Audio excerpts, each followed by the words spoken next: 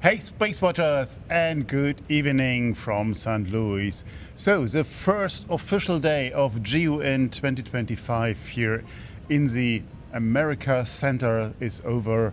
Finally, you see a very quiet area behind us, even so that's the entrance where we are.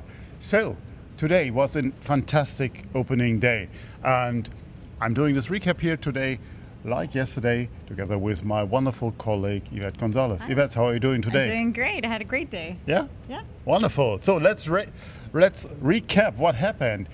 This year, that's what we learned this morning, 3,500 visitors are expected. 400 of them are international ones from 30 countries, what is a lot. I mean, Europe has 27 countries, but that's just a detail here, a side note. 70% are industries, 20% government and military, even so you have a different feeling here, at least that's my point, and 10% academia. Yeah. So this morning, the opening started with the wonderful Ronda, Schrenk and Robert Cardillo, which as every year performed a great show. My most important takeaway from that are these use cases. Yes, Shall we go through them, what we saw this morning? Yes, please. GRVTY was one of the use case for their counter-narcotic mission. Very interesting how they applied the data. Danti's AI solution that supported first responders, especially also in the LA wildfires. Yes.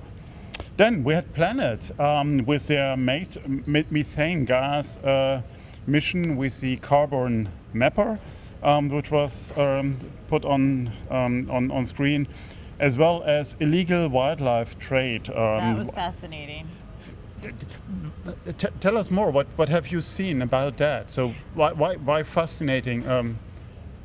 Well, I think, I've lived in Africa for many years, and so to see a lot of the conservation and preservation efforts that are taking place using space technology, you often talk about what use cases could be, like what could apply, and they gave us concrete examples, very minute examples of how even tracking animals that feed on the prey and how they track them to find poachers. It was really interesting. Yeah.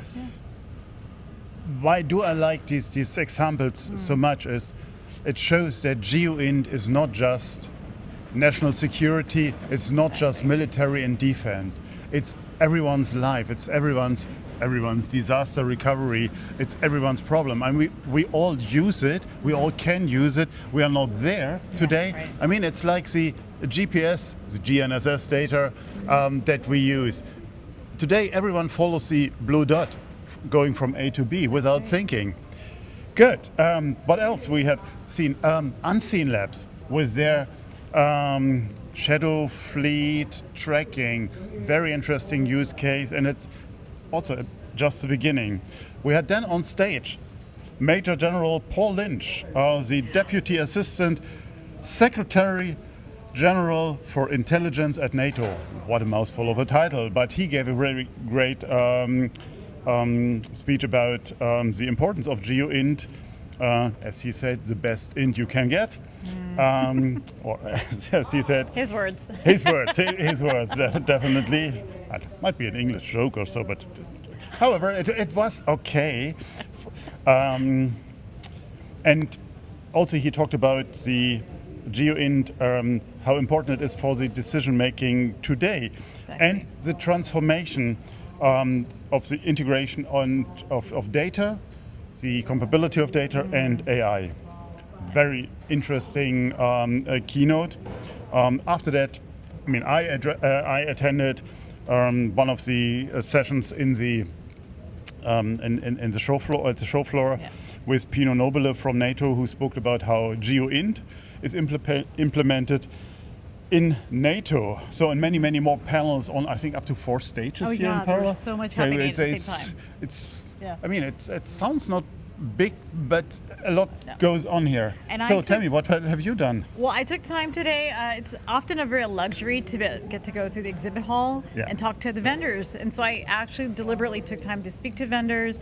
I won't lie, there was a lot of good swag, but behind that were a lot of interesting conversations. And I have to say, one thing that was a common denominator was the ability for a lot of these services and products to Yeah. be open access, open source.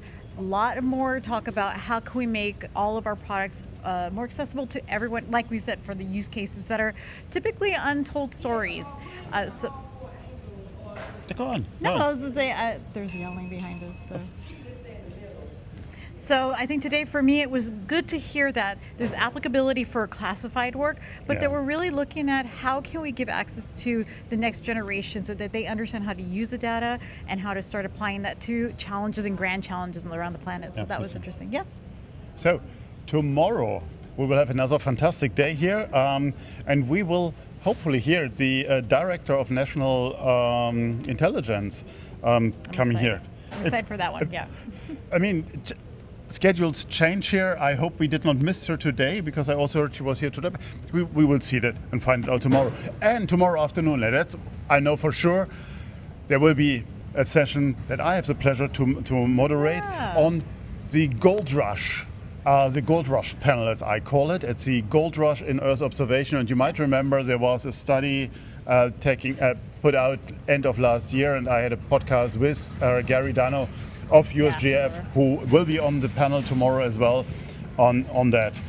And I think with that, we are almost there. Is there It's been something great. missing? I would really love a space joke. If you ask, you will Our get daily joke. one.